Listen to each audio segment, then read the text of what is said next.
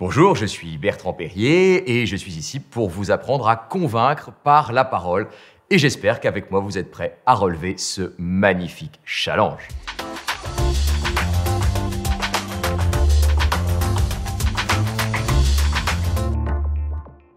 J'espère que vous vous êtes bien amusé avec mon petit jeu de la fois dernière pour mettre des mots sur les gestes d'un autre. Dans cette troisième séance, nous allons aborder une question compliquée qui est la question du trac. J'ai le trac. Maintenant, je vous parle et j'ai le trac. À chaque fois que je prends la parole en public, j'ai le trac. La question n'est pas de faire disparaître le trac. Le trac, il est là et il ne peut pas disparaître. Et tout le monde a le trac. Pourquoi ? Parce que le trac, qu'est-ce que c'est ? C'est la tension qui existe entre l'envie que l'on a de bien faire et le risque que l'on a de se décevoir et de ne pas être à la hauteur. Donc si vous avez le trac, eh bien c'est plutôt un bon signe. Ça veut dire que vous allez être exigeant avec vous-même et que ça va être une façon de vous pousser à donner le meilleur de vous-même. Et j'adore cette phrase de Sarah Bernard qui dit à une petite jeune actrice qui lui dit « Oh, vous savez, moi je n'ai pas le trac » et elle lui répond « Vous verrez mon petit, ça viendra avec le talent ». Donc si vous avez le trac, les amis, ça n'est pas grave, vous allez vivre avec. Et pour vivre avec, il y a quelques règles simples. D'abord, se dire que tout cela, ce ne sont que des mots. Votre vie n'est pas en jeu.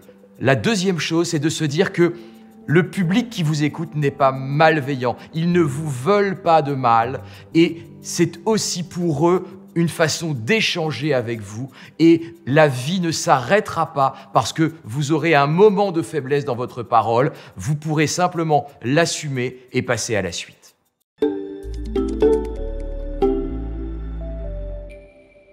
Pour apprivoiser ce trac, la première chose, c'est la visualisation. C'est de se voir parlant avant de prendre la parole. Si, avant de parler, vous vous imaginez en train de parler, eh bien, au moment où vous allez véritablement parler, vous aurez l'impression de l'avoir déjà dit une première fois et ça ira beaucoup mieux.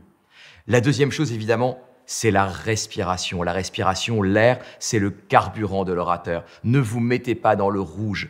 À certains moments dans votre discours, respirez et ralentissez. Et ça fera ralentir votre rythme cardiaque et c'est lui aussi qui gouverne votre trac. Et puis évidemment, le trac, il se gère par le travail en amont, dans la préparation du discours. Et ne partez pas, si vous n'êtes pas un orateur très expérimenté, sans avoir un début et une fin. Ce sont les deux moments critiques d'un discours.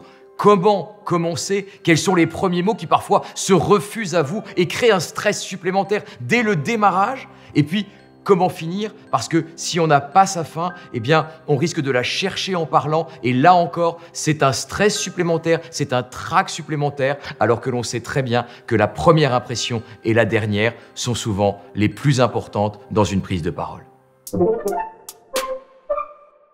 Souvent, le trac naît d'une surestimation de l'enjeu de la parole ou de votre interlocuteur.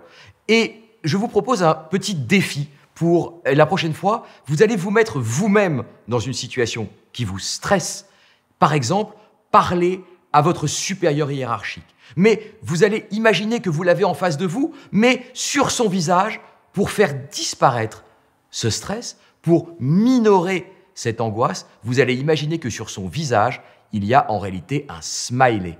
Et vous allez voir que toutes les projections que vous avez sur lui d'angoisse hiérarchique vont d'un coup d'un seul disparaître. Faites ce petit jeu, on en reparle la prochaine fois et la prochaine fois, on va faire de vous des athlètes de la voix.